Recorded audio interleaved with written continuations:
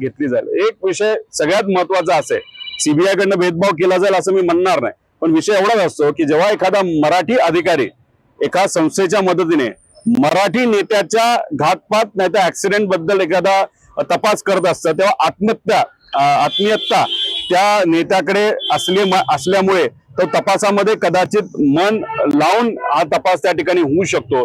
जर उद्या जाऊन सीबीआय कडे गेला तो जावं, चांगली गोष्ट आहे, पण तिथे सुद्धा मराठी अधिकाऱ्यांना जर हा तपास त्या ठिकाणी दिला तर मग कुठेतरी लक्ष देऊन हा तपास योग्य दिशेने जाऊ शकतो।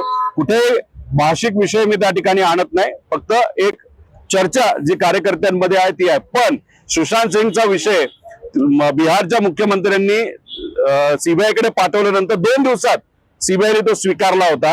अजितदादांच्या बाबतीत 22 दिवस झालं सीबीआय कडे प्रस्ताव पाठवून, पण अजूनपर्यंत सीबीआयने हा प्रस्ताव स्वीकारलेला नाही।